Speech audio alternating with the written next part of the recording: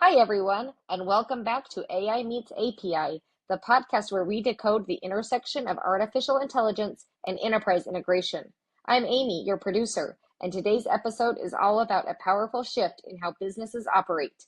We're talking about the rise of the agentic enterprise, a model where AI doesn't just analyze, but acts autonomously across systems.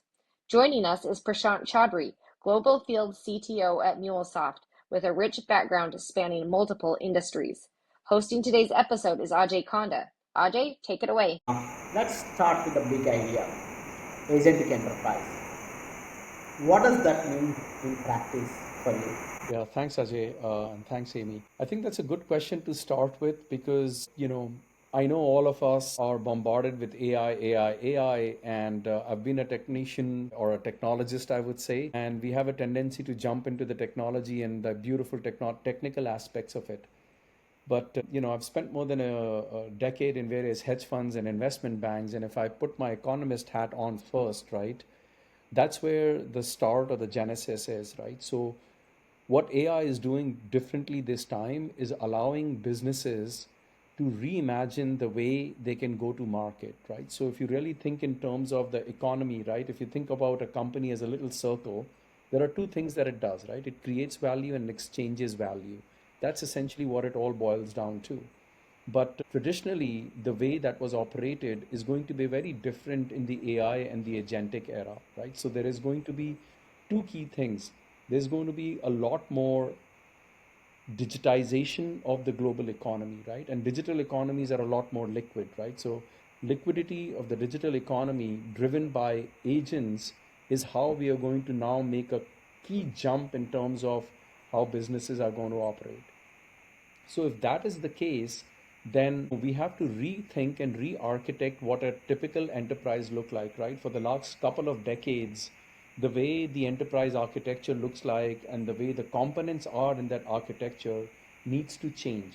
So that's why I think it's important for leaders to realize that architecting the agentic enterprise becomes important. And one more thing that I want to add over here is, right, I just want to clarify what agents mean because I know we all have our own mental model of what agents are. In this case, I think of them as kind of a new species in our ecosystem, right? And I use the word species half provocatively, but half also seriously, right? Is it as in it's kind of like an amphibian, right? Half land, half water. And what that really means for us is that it can talk natural language on one side, right? So what AI has done, especially LLMs, is allows humans and machines to talk cohesively in a natural language for the first time ever in the human history. So if Yes. agents can understand the content or the context in natural language, and now they have the ability to, but on the other side, it has the ability to go and talk applications and systems and events on the other side, right? So this persona never existed. Cognitively, it's the easiest for a human being to talk in a natural language. And then when you understand the intent and then go do stuff directly, that's the big part of an agent, right? That you don't only just do conversational, but the jump from conversational to computational. So with this new species in place, the entire ecosystem and the entire enterprise's architecture needs to change, right? So that's the genesis of, I would say, what the agentic enterprise is. That's great, Prashant. I never heard from this perspective, but that's really nice to look at from as a amphibian. So, going into the next one, you have worked across many layers of enterprise technology, right? So, this is a new layer of agentic we are talking about. Yeah. So, how do you see the integration evolved over the years? What trends specifically right now are changed from the previous trends, especially in this agentic era? So are you thinking more in terms of how has integration as the capability we knew it traditionally evolved with the Yes. Yeah. I think to answer that question, right, like first we have to get a little bit of a clearer understanding of what that agentic enterprise looks like, right? So, and then what the role of integration is traditionally. And like, similarly, I would say not just integration, right? The role of APIs has changed drastically as well. So, before answering the question, I think it's helpful to look at what the trajectory is, right? So, integration, if you looked at it historically, was a side effect of how machines, humans, systems, platforms, and business requirements came in together. And what I mean by that is that, you built a certain capability, and that capability needed to connect with multiple other capabilities to add value. Because as I said earlier, right, as a company, you are a circle and you live in an ecosystem, right? As within the company, there is nothing that lives in isolation, right? The value comes from an ecosystem, right? So there are a set of capabilities that kind of help one another, and then the value emerges, right? So traditionally, integration was a little bit more about, okay, I've built an application, and now the user comes in and says, okay, but I also want this. So you go back and say, okay, let me add this data source, let me add this. And then when we went to the SaaS world, right, they had their own data, there was kind of like platform as a service and then software as a service. So there was a whole set of data, but if you look at it from a business perspective, from a jobs to be done perspective, it's a, side effect that your data is distributed and everywhere else, right? So integration came in and evolved from a data perspective and then also from an application perspective. So the tooling and everything, integration platform as a service, right? The ESB bus even before that, right? Plug and play different systems. So there are generally three key areas that integration tried to address in the past, right? There is going to be a transport protocol that's going to be different, the data formats that are going to be different, and the security schemas, right? So that's where there was the birth of all of these connectors, that if it can abstract those things, then you can talk the same language, right? Independent of these three vectors. So that was the traditional way of integration, right? And then as you went further, it made it easier that instead of writing code for organizations, it became very helpful that, okay, if I want to connect SAP to Salesforce, there's no business value that I'm adding. Somebody has done it 100 times over. So why don't you rely on integration vendors to help you provide that, right? So that's the traditional way. Now, if I take that a little bit further into the agentic era is going to be a little bit different. There, what's going to be happening is that you think about three different layers, right? At the top layer is where the machines and the humans interact, right? And when I say machines, it's going to be agents, as we said earlier, right? You can talk to them in natural language. And once an agent understands your intent, what you're trying to do, it now has the ability to reason and to plan.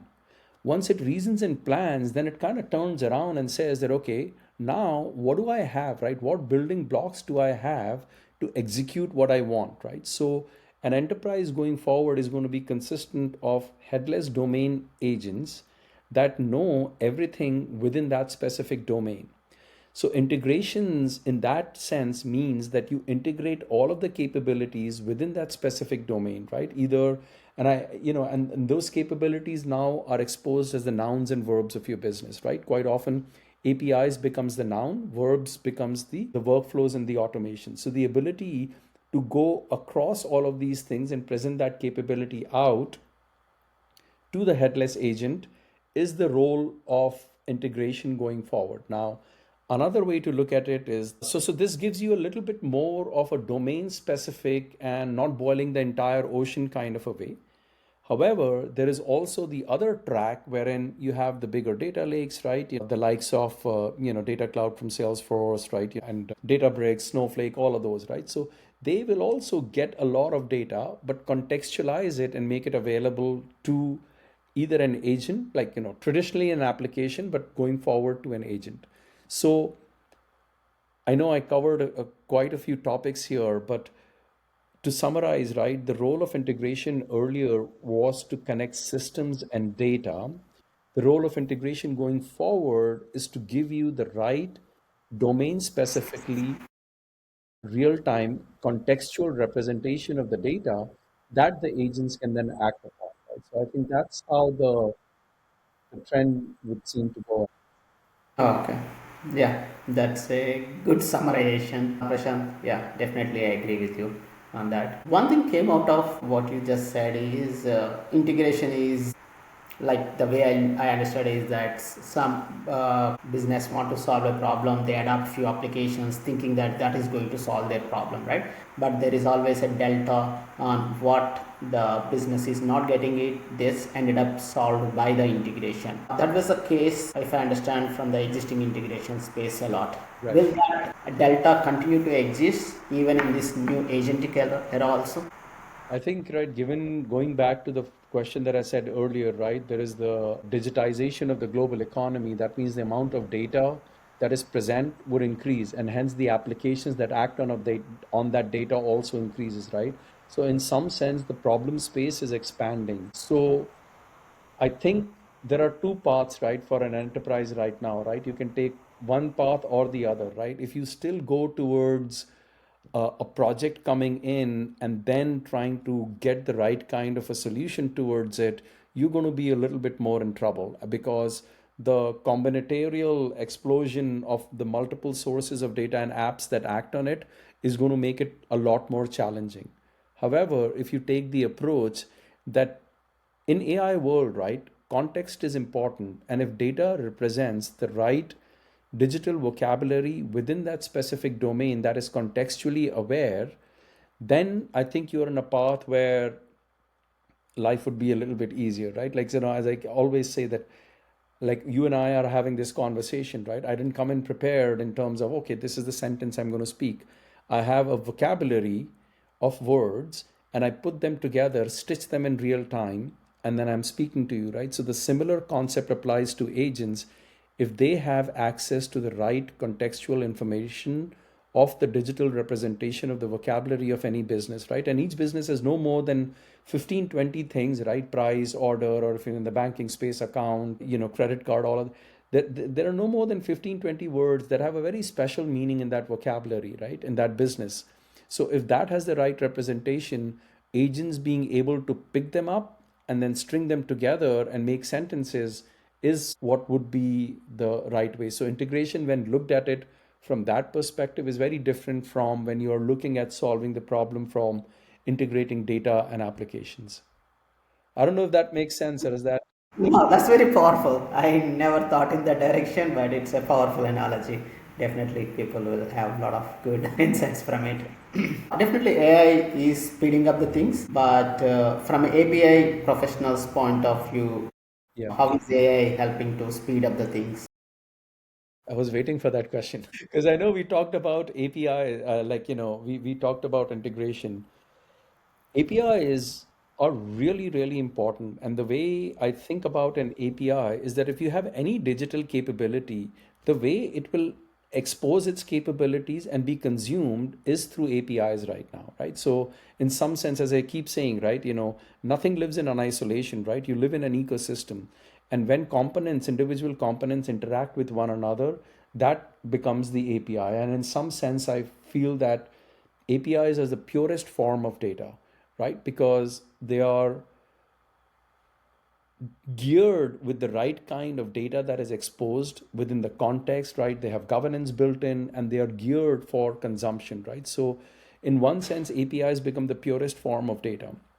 However, now if we change and look at how the agentic world is going, then API's role changes, right? APIs become the actionability for agents, right? So the whole part of the agentic enterprise, agentic, right? We are sick of hearing this word, but the key part over there is actionability, right? And so now APIs form two key roles. Number one would be actionability, and it can be seen from two different perspectives, right? So one is that as agents understand what needs to be done, they can talk to other agents in natural language, and that's the indeterministic part of it, right? Like what people call about probabilistic part, right? So you can have a discussion and that discussion can be had in a natural language, but at the end of the day, the execution, if done through an API, is deterministic, right? So what we try to do, or the role that APIs provide, is actionability, and it brings up determinism and in this more probabilistic kind of a world, right? So that's one talk track or one value of an API. Now, the other important part is that when we talk about reasoning and when we talk in terms of planning, you need to have some basis on which you can reason and plan, right? And I think this ties into the MCP conversation and all of that later as well, right? So if you think in terms of the domain specific agent, that domain specific agent is able to have APIs that are surfaced through an MCP server. And that MCP server knows the context in natural language for those APIs. And then the domain agent can understand and reason across the key elements that are provided and the key actionability from that API, right? An example is, suppose if I have to fly from here to Paris, right? I know that from my home, I can take an Uber or a cab or something else, and then there is a flight. There has to be a basis on which I can do the reasoning, right? One role of API becomes actionability, actionability providing determinism in that indeterministic world, and the other key element there being you don't have to start from scratch. A lot of organizations are running their business today already, right? That means they do have APIs. The only difference is that those APIs now become understandable from a natural language, and this is where the big power of MCP comes, is like, it connects that agent to the tooling at the back end, right? So that's one stream. The other stream gives you the ability to reason, right? So API through MCP server, through its natural language, gives you the ability or the building blocks based on which you can reason and plan, right? So I think these two would be the key elements that how APIs are changing. They give the agents their arms and limbs, right? In some sense, right? The ability to action things. So that's kind of like how I think about APIs evolving. Yeah, that's great, Prashant. But this sparked me a different question. Yeah. Especially from a MuleSoft point of view, are applicable for any of the iPaaS tools out there, right? So one we have been talking about, or you have been explaining about the reasoning and all this from an operational standpoint of view, operational execution of the use case. But in the example which you have given, you take this all the nouns and the blocks to build the things, right? But there is a context part of this one, right? Right. So operational part, yeah, I can understand these APIs will be very crucial in making sure that right decisions are made. How does tools like MuleSoft can help to build the context, because customers are sitting on such a big data lakes and databases and stuff, so these agents can only make right reasoning if they have a bigger context behind them. Are there anything you are working towards on those things, that area? Yeah, before I answer that question, right, I want to say that's a great question. It's a great question because, everybody talks about data, data, data, right? Data is so generic that there is not, it's like saying that, hey, if you want, the output to increase, right, do better, communicate better, right? Yeah, it's such a truism that it doesn't really add value, right? I think the part where data talked through the lens of AI is context, right? And what kind of context that you need, right? I think typically there are two contexts that you need, right? Going back to the initial thing, if you just break away with everything else and think of your company as a circle, there are two things that it does, right? It does the customer 360 kind of a context, right? If you're a company, you will have to sell, you will have a customer, you will have to market, you will have to do service, right? Post sales and all of that, right? You'll have a platform. And the other context is the domain context, right? So if you're a pharma and you're creating new molecules versus you're a mining company, right? The context in which it is different. So the real value comes in is if you can surface the right kind of context. So where Mule can help is give you the right contextual enrichment in real time, right? So an example that I often think is that, like, if I'm using my key card to open the door, if I'm going in a hotel, right? So it knows who I am, it knows my loyalty program, it knows, like, okay, at, maybe I'm vegetarian, or like, I'd like a glass of wine before I go to bed, whatever, right? So there is certain amount of context rather than functional data. Context provides any information that is specific to the business and can give a little bit more context around what AI can do, right? So if you really think about AI as a mathematical problem, at any given point, there are multitude of possibilities where you can go, right? So if you think about it as a matrix, right? What context does is makes that matrix a sparse matrix. For example, if I'm not in person with you, then that means, right, our only interface is through the Zoom or something. If I was in person, there could be multiple ways in which we can contact, right? So as context becomes smaller and smaller, the ability for AI to choose multiple path reduces, right? So the value that not just MuleSoft, but any software entity that can provide is, can I give you a much smaller and a much richer context? That means I'm trimming down extra capabilities and highlighting the ones that are important within the context of that task or business conversation. So, APIs and integrations and even automation, right, that are business process rich can give those agents the ability to reason and to trim out those extra capabilities and highlight the ones that are important from a business context. And that's what I think the whole conversation around data boils down to. In this case, should I relate this more towards the metadata, what usually they are provided on top of the data? That's a great way to, thanks for bringing that up, right? It's exactly that, right? Like, there is functional data and there is the metadata, right? Quite often the metadata has been thought of in terms of operational metadata. Hey, how can I render this object better? How can there be consistency in this? So there is operational metadata is what the industry has focused a lot on, but the new opportunity is that exactly that metadata, but viewed from a business context perspective, gives the agents the power to reason and to get to much better and efficient solutions. Okay, that's great.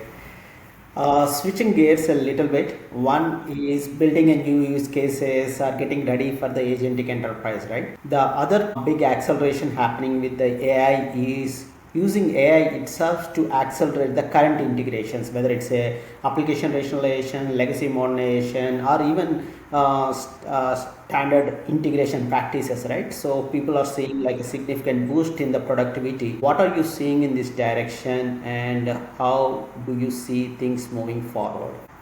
That's a great question. It's a great question because it affects us not just from an intellectual curiosity perspective. I would say it becomes a question of livelihood for a lot of people in the software business, right? So it's a very relevant question, right? We all know about vibe coding, right? Cursor, Windsurf, and all of these things, right? It has made it easy to create code, right? So in a world in which creation is easy, simple, and fast, the question becomes, what should you create, right? So there is definitely a big trend wherein I can ask and I can say what I would like, and you can have an MCP server or any other. The implementation at the backend could be different. That okay, for Mule or even for any other software component, you can say, hey, can you create blah blah blah for me, and it can write out the code, right? And that code is pretty close, right? It's not there yet, but the rate it's getting better is much faster, right? So earlier, if it gave you 30%, now maybe it can give you 70% or 80%, and a developer's job changes to make sure that it's relevant, right? Going forward, that delta will get better and better and better, right? So the other aspect is then it's not just that, right? If you look at the complete SDLC lifecycle, can you deploy this? Yeah, you can have an MCP server at the backend whose job is, okay, take this jar file, blah, blah, blah, deploy it to your target application. It can write the right kind of test cases for it, right? Automate all of that. So the whole SDLC lifecycle that we knew earlier is being disrupted very drastically.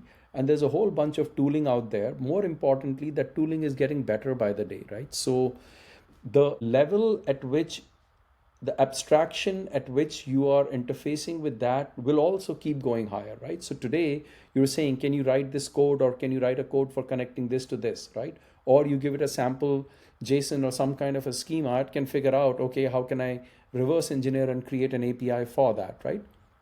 But there are two things that will happen, right? So going forward, maybe we can go a little bit higher up. You can say not just this specific function, but this application. You can go a little bit higher in terms of, okay, in my Jira or in my whole process, this is the entire story. Can you build that out, right? So we're not quite there yet, but that level of granularity will keep going up and up, right? So I think that's an important change that we all have to reconcile. And again, right, if I put my hat on as a developer, as somebody who's in the business of creation and building, you would need to think that what needs to be created. That becomes a more important question, because creation is now easy, right? And so from a what perspective, if that's the question, right, the directional answer for that is the closer you are tied to the business objective, the better you are, right? So that's where the business KPI becomes important. And in some sense, going forward, right, the business KPI can become the function that needs to be optimized in terms of reinforcement learning, right? So you just make it a mathematical problem. At the high level, you understand what the business KPI is, and then you federate it out, right, to multiple agents, right? So that's where the A2A protocol comes in. You go in and say that, okay, I'm going to federate this business KPI across these multiple things, and each entity is now responsible for optimizing that, right? From a developer perspective, rather than creating more assets, it becomes what can you create that can be optimized for the business, right? So then tied back to the economic value. I know it was a long-winded answer, but No, no, you definitely. cover a That's few areas, right? So we are already seeing that trend, and this is where the way I look at it is a pyramid. Like you have a consulting stars which will do the extreme consulting, and then you have a business value advisors who do the business problems, and big pyramid is the down who do this all back end orchestration or coding and all that, right? That I feel that that bottom pyramid is the one which is going to affected, and a lot of these folks has to move upward to meet their. exactly. Yeah. Yeah. Yeah. So personally, right, you have hit a lot of big milestones in your field, and you are the one of the very few field CTOs in the MuleSoft, one of the highest title there. So, what's the one thing which you are proud of or most stand out to you during your journey of integration and automation? I would say it's a tough one. I think customer centricity is one, right? It's a very common answer, but I really feel that once you're talking to the customer, you have to take out your hat and wear their hat, right? So, ability to think in their terms is the key factor. Listening to their concerns first and being a champion for them, that's maybe one aspect. But the Mule's journey itself, right, I joined it pre-IPO. It's been one of the best companies to ever work for. The environment, the culture, the people, the way it changed from pre-IPO to IPO, and then acquisition by Salesforce. And when I had joined, right, like you can talk revenue numbers right now, but from the smaller revenue that we had to what we have right now, see that grow, to see the adoption of API led, whereas it's become a standard, you know, and then the opportunity that it presents right now to drive more innovation on behalf of our customers in the agentic era, right? That's something that I think that whole success journey of MuleSoft is what I'm most proud of. Any specific example or scenario where it stand out that okay, we made a true difference here? You have might have a lot of those scenarios, Yeah, but I mean, I think one thing that I would say is that I go back to the API-led connectivity part, right? That was in some sense what we brought to the market and it got accepted. There were times when people said that, oh, it's a little bit expensive, why should I need to do that, right? So we had a promise of the future-proof architecture. And now what I'm seeing is that like agents are now there, right? So that whole three-layered layer that was driving the app experience, right? The system process and experience APIs, that same composability that you got out of MuleSoft is now driving the agentic behavior, right? So what I'm most specifically excited about is that we didn't know that this is going to come, right? So you think about the architecture in the right form, right? Freeing up the nouns and verbs of your business, creating a composable enterprise. So that was in some sense did give value, but that value is so much accelerated right now that the companies that have built a composable enterprise are on a fast track towards the agentic world. As I was saying earlier, right? APIs becomes the nouns, in some sense, workflows, the verbs of your business. And if they are exposed out through MCP servers, through domain specific agents, and as agents talk to one another, they have helped organizations really go and fast forward in that agentic transformation. So that, that vision that we had is becoming a reality now, and that's most satisfying. I'm actually about to ask you something, and you just answered the meaning of next layer. Yeah, it really ties back to whether a agentic is a layer or it's just a transformation. I think you already addressed me what it is. So let's get into the business value, right? What are you seeing the most ROI from current agent models or the agentic use cases you are looking working with your customers? What kind of cost saving, speed, or revenue lift, or anything you are already seeing it or working towards? Yeah, so I'll say that in two things, right? First, if I look at the world of developer productivity, that is easily 30 to 40%, and it's increasing, right? So that's a big part in terms of the developer productivity. The other thing that I would say is that earlier my conversations were with a lot with CIOs, CTOs. Of late, they are with CEOs and board members. So that's a big change. And the reason that I want to bring that up is because businesses are thinking about agents as a reimagination of their business go to market. So it's not a technology modernization or like, yes, all of that is there. But the real power and the promise of AI and the agentic world comes is, can you really rethink of things that you had never thought about before? Can you partner with other entities in your ecosystem, right?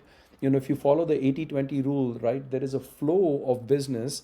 You create value and exchange value in your ecosystem. Can you free up those players? Can you go into adjacent capabilities, right? So those are the things that I'm seeing right now, and that's the most exciting part, is that if you really understand and internalize the gist of what agents, as I was saying, is a new species and what promise they can provide, then it means that organizations are thinking in terms of being agent first, being truly have the ability to modernize. Now, I can't share ROI numbers yet because we are still in the journey, but the trend and the bets that people are putting are big bets, and there is every likelihood of succeeding, right? There will always be some correction that happens around the path, but I think the direction is very clear.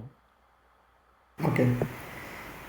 This is slightly related, but in a different way, comparison, right? So, a lot of iPaaS platforms are low code, no code.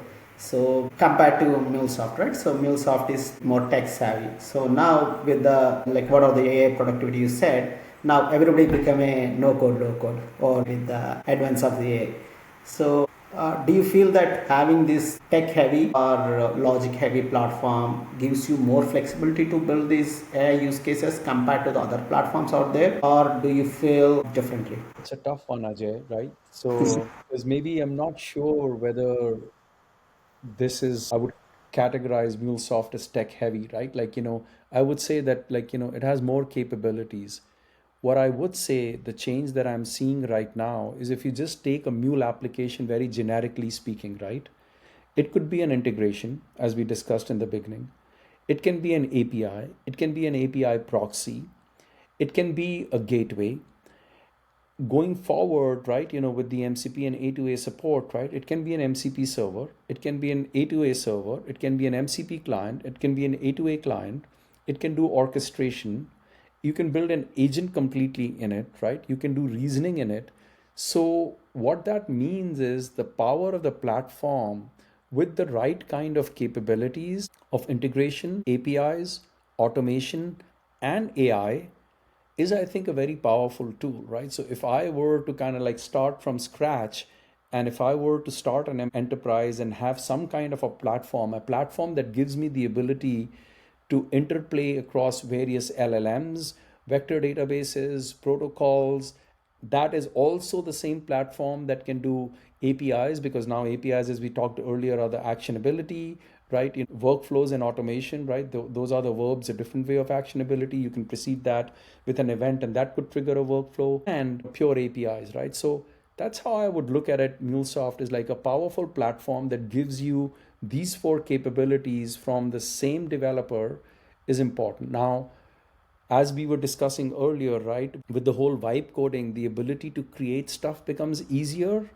And so the question becomes, what should you create, right? So the ability that not just gives you the platform that can create things faster, but also plugs in the enterprise thinking, the context in which things are deployed. And, as we were saying earlier, right, APIs existed. API led was the methodology on top of the technology, right? So going forward, the differentiator becomes the methodology of the agentic enterprise, how it needs to be built on top of these capabilities becomes a differentiator, right? My kids can go and create a application in AI. It's easy to do that. Yep, definitely. I think I got my answer. Yeah, that's really makes sense. The full-fledged platform model is more important. It's not just a bits and pieces of the logic features. So as yeah, the hot topic is MCPs. So these multi-channel platforms. Why are they so critical in this agentic environment? Why there is so much discussion going on with them? I think if we like so now I feel that like the discussion that we had earlier is not wasted. What I mean is like, we talked earlier about the agentic enterprise, right? So and what that architecture looks like. What MCP, why I think MCP is very critical. And tomorrow it might be a different protocol, right? But that the ability for an agent to have actionability and connect to the systems that already exist is critical. And that's the gap that MCP provides. Why is it critical? It's critical, one, from a technology region that agents need actionability, and that actionability of the resources and the tooling and the backend systems can be surfaced up in natural language. So you can have, okay, I can make a call and I can list all the tools and I can reason across them, and then I can call a SAP API for, finding out my invoice without having to custom code, right? So just you talk in a natural language, you figure out what API needs to be called, you can reason across and call that, right? So this has been made possible from a technical perspective with MCP. There's another very important reason why it's good, right? That other reason is that organizations don't have the liberty to start from scratch. There's decades worth of work that you have already created. So in some sense, I feel like, Mule, and maybe in some sense, right, MCP server lets you upgrade the existing infrastructure, the nouns and verbs of your business, right, the APIs and the workflows and automations, in a way that they are agent ready, right? So that value proposition also means that organizations are still making money and running business, right? Our GDP and our economy is still running, so they already exist. So in some sense, the value proposition of MCP becomes that it takes the existing capabilities within your organizations and make it ready for the agentic era, right? So that, I think, is the reason why there is so much of buzz around it, right? The protocol is getting better by the day, and maybe tomorrow there will be others. But that space of having an agent connect to existing tools, resources, capabilities that you've built over the years and agentify them is, I think, the key value proposition. Great. Yep. Definitely. Like a bridge between the new world and old world. Exactly. What about agent to agent communication? Is that a real shift or is it something still emerging compared to MCP? I think it's still emerging, but it's such a critical part of the agentic enterprise, right? Again, I go back and say that it's good that we discussed it earlier, right? So all agents are not the same, right? So there is going to be domain specific agents that know specifically about, say, procurement or billing or one specific domain. And then there is going to be an agent that understands your intent. So the power of passing the context, making sure that your session is maintained, prompt decoration, all of those things, right? Allowing an agent to communicate with other agents within the context of the business and stringing the solution together is where A to A comes in, right? So A to A becomes that protocol, right? So it'll start with some kind of a registry, right? I am an A to A, I'm an agent, this is my agent card, right? These are my capabilities, this is how you should talk to me, right? This is what I can do, and these could be my neighbors, or these are the other agents that I know about, right? Because if you really think in terms of complexity, right? In nature, anywhere else, right? A lot of complexity can only be broken down by abstraction and by having independent entities that manage specific domain, but then some way of interacting across those domains, right? So A to A at the moment solves that role, right? Is it very mature? Not yet, right? Will there be, Cisco comes up with agency, there'll be other protocols, right? But if you abstract out in terms of the value, MCP connects the agent to its tooling. And once an agent is there, A to A connects these agents. So the coordination, cooperation, and soon competition between agents will come by the A to A layer, right? So in some sense, it's a complementary value proposition. For me, right, from whatever you have said, what I understood, this sounds more like a API mesh. But that API mesh hasn't taken off as much as it talked about. Is Yeah. this comparable? This agent to agent is compared to API mesh kind of a technology, or is it Yeah, quite that's different? a good comparison, Ajay, right? So I think it goes back to what I was saying earlier, right? If you have any digital capability, right? Think very generically. If you have any digital capability, it's exposed out as APIs. And then the whole API mesh was okay, business would need multiple capabilities put together to go end to end, right? So that was the big proposition. And back in the days, right, our older CTO used to talk about the application network and all of that stuff, right? So that concept still remains. The way it's evolved now is that agents become the front of that digital capability. So right now there is an app, right? So if I have to go to United, what is my interface between me and United, right? It's that United app, right? So I go there and do what I need to do, and underneath the covers there is the whole company that runs and all of that stuff, right? There's a lot of complexity under there.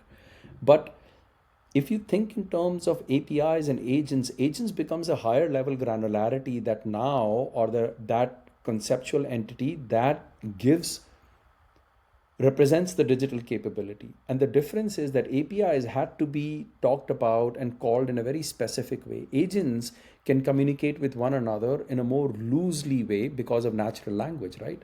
So that network, I think the promise of that network is a lot more. Right now I'm seeing within an organization's agents making things better, but soon the digital economy would mean that there is a marketplace of agents where the trading, the value exchange is also represented by agents, right? So time will tell, but I would say that the promise of that agentic mesh compared to the API mesh is much more promising, because it would be the new way in which digital capabilities are exchanged. And cognitively speaking, for a human being, right, natural language is the easiest way. And agents can also, some parts can be natural language and the other parts can be, the more deterministic protocols, right, as we talk about A2A. So the combination of this, I think, is very powerful for and very promising. Okay, that makes sense. When you say loosely coupled, it triggered me something else. Let's talk about governance. As AI agents become more autonomous, and how does, like, so far enterprises are cope up with a lot of structured, more controlled applications. How do Yeah. you think enterprises can maintain the trust and control, especially from a governance point of view? Governance is something that we didn't talk about. It is, we kind of assume that it's there, but it needs to be rethought of, right? So I think about governance as multiple things, right? So it's an overused term in the industry, but underneath the covers, it's security, right? Authentication, authorization. It's about, operational efficiency, and it's also about the business value, right? So, and I include business value in terms of, hey, if I have some certain kind of an SLA, how does that work, right? So in some sense, the vector of attack changes or expands from APIs into agents now, right? So the importance of governance increases even more. So at the back end, I think so in some sense, right, that zero trust environment becomes even more critical. That inter or intra, whatever the case may be, I don't trust anybody. And like, so that's where, like, that envoy sidecar proxy kind of an environment becomes very important, that at the point of invocation I'm able to apply my policies, right? That becomes very critical. Now in the world of agents there are a few more things, right? So the ethical use of API, right, like, because it's talking directly with the natural language, and because it's based on frontier models, the chat GPTs and the others of the world, there is an ability for some kind of things could go wrong, and that vector increases, right? So making sure that you're telling your agents what they can do and cannot do, right? So especially in terms of instructions, and doing the trusted layer, right? Salesforce always talks about that trust layer, right? So that trust layer becomes a lot more important in this context, right? So yeah, so I think if you're building blocks, right, if your APIs are secured and those secured APIs are powering the right kind of agent, then you're continuing that concentric circle of security. But there needs to be a little bit more that is going to be specific to agents, right? What information can you provide, what you cannot provide? If there is an automated PII detection, can you mask that? Can you? So there's a whole, big area where we can go. But yeah, I think governance becomes more important, and even operationally, right? if one API calls another API calls another API, now one agent calls another agent, right? So is there the right kind of audit trail? Is there, when you do chain of thought, right? When you're thinking and planning, can you have visibility on what that planning looks like, right? That also gives you control in terms of thinking what agents are the reason why agents are picking and eventually calling an API or a workflow. So all of those concerns become important. Yep. The more I think about it, I get scared more. But yeah, I know it's this governance has to be applied across all the layers and all building blocks of this thing. It's not just at a agentic layer. So, if I now look back your work at MuleSoft, right? How are you helping clients adapting to these shifts, and what does the success look like when you present to the customers? So I think there are two clear aspects, right? Number one, and it might sound not very exciting, is the mindset, right? I start my conversations with a slide that says think differently. And the reason that I say that is like, a lot of us have 20, 30 years of experience and we are successful in our careers. And there's been a success formula for that, right? And it takes a lot of guts to kind of throw away that success formula and embrace something for change, right? Say that if you were to, provide a solution for a known problem and that solution looks very slightly different from what you would have proposed a year back, that means you've not really understood AI, right? So think differently, and especially for leaders, it's not just them, it's organization that they carry, right? So they might be on board, but scaling it down to 500,000, 10,000 people is a biggest challenge, right? So that's one part. The other is truly understanding what that agentic enterprise means.